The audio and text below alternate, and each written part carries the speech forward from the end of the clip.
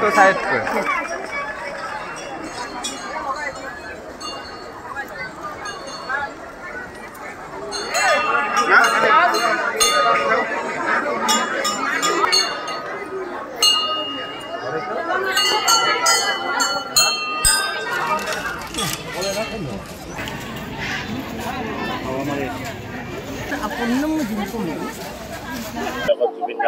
আমি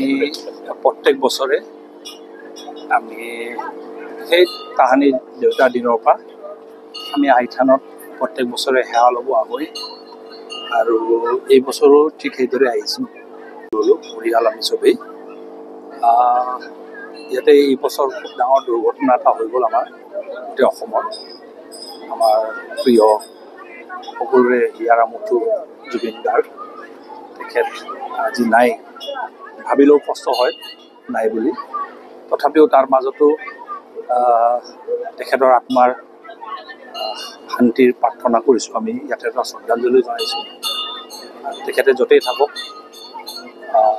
সুখত শান্তিত থাকক আৰু তেখেতে যিসকলে তেখেতক মৃত্যু মুখলৈ ঠেলি দিছে তেখেতসকলে শাস্তি পাওক আইনৰ গণ্ডিত আৰু আইনে যেনেকৈ আগুৱাই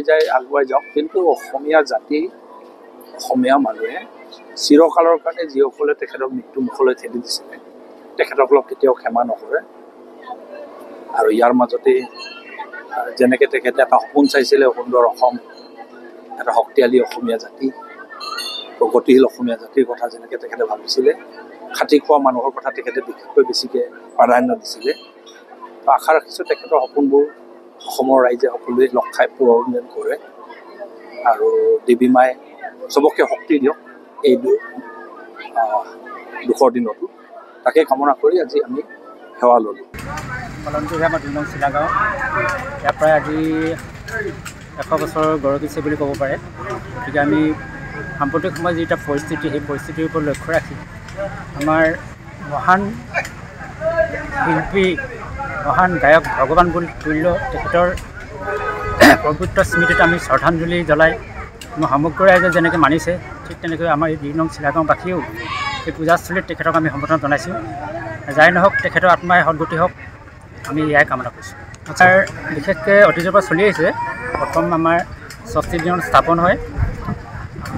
সপ্তমী দিনাখন আমাৰ পূজা অৰ্চনা হয় অষ্টমী তাৰিখত আমাৰ পূজা বিধান হয় তাৰপৰা নৱমীত আমাৰ ৰেষ্ট কৰা হয় তাৰপিছত দশমীত আমি নিয়ম নীতি বিধি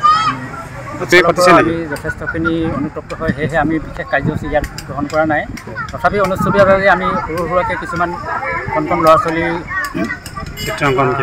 চিত্ৰাংকন কৰা আদি কৰি মানে আমি নৃত্য প্ৰদৰ্শন আয়োজন কৰা হৈছে এয়াই আমাৰ 2 নং চিলাগাঁও কোন জনগোষ্ঠীয়ে পাতিছে আমাৰ সোণোৱাল জনগোষ্ঠী